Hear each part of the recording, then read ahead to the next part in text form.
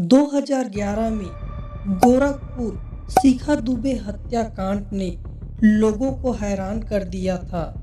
जिसे लोग मरा समझ रहे थे, वे अपने प्रेमी के साथ सोनभद्र में रह रही थी।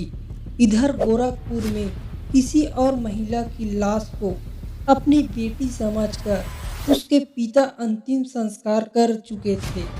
एक दिन जब शिखा सामने आई तो पिता राम प्रकाश दुबे उसे देखकर फूट फूट कर रोने लगे और उसके गालों को छूकर यकीन करने की कोशिश कर रहे थे कि वो अभी जिंदा हैं। इसके बाद उन्होंने अपनी मोह माया त्याग कर कहा, ये मेरी ही बेटी है, लेकिन अब मेरे लिए मर चुकी है। आखिर कौन थी शिखा दुबे? पिता राम प्रकाश ने क्यों अपनी ही बेटी को कहा, अब ये मेरे लिए मर चुकी है? आइए जानते हैं क्या है पूरी कहानी। अगर चैनल पर नए हैं तो चैनल को सब्सक्राइब कर साइड में बेल आइकन है, उसे दबाना न भूलें।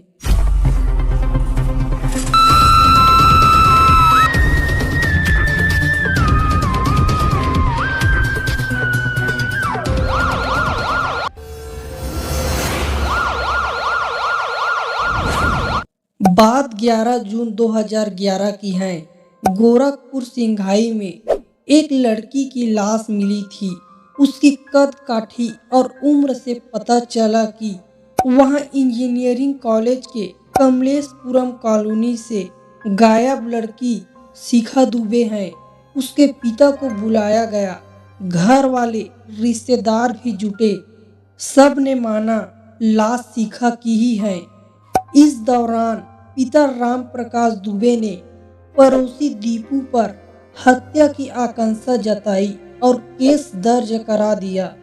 पुलिस जांच करने पहुंची तो पता चला दीपू भी घर से गायब है। जांच के दौरान पुलिस को खबर मिली कि आरोपी दीपू सोनभद्र में है।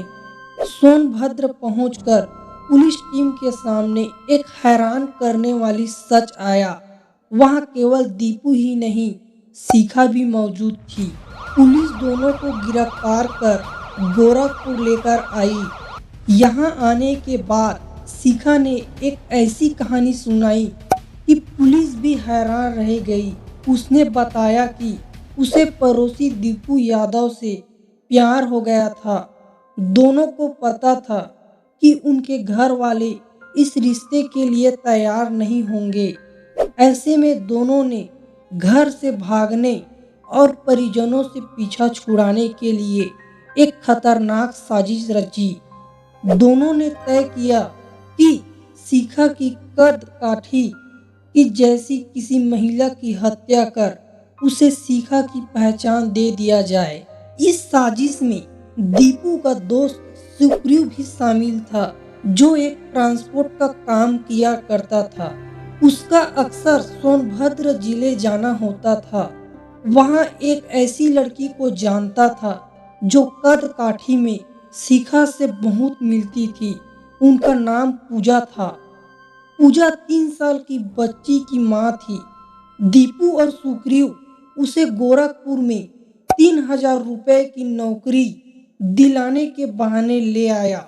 सुग्रीव 10 जून की रात में पूजा को ट्रक से लाया और पासी की जंगल में रुक गया। उधर शिखा दीपू के साथ घर से भागकर पासी के जंगल में पहुंच गई। जंगल में ट्रक में सवार पूजा को शिखा ने वही कपड़ा पहना दिया जिसे पहनकर घर से निकली थी। इतना ही नहीं, अपनी चप्पल और पर्स भी दे दिया। उसके गले में एक काला रंग का धागा भी था, उसे भी दे दिया, जो शिखा हमेशा पहनती थी। उसके बाद ट्रक में ही पूजा की हत्या कर दी गई। इस कत्ल में ट्रक का चालक बलराम भी चंद रुपए के लालच में शामिल हो गया। हत्या के बाद सबने पूजा की लाश का चेहरा धारदार हथियार से इस कदर बिगाड़ दिया कि चेहरे से असली लड़की की पहचान न हो सके। फिर नदी के पास लाकर शव को फेंक दिया गया। इस हत्या का आरोपी बनाते हुए पुलिस ने शिखा और दीपू को जेल भेज दिया।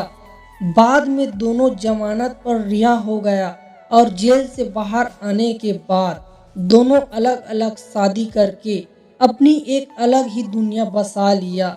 फिलहाल केस अदालत में अभी भी चल रहा है।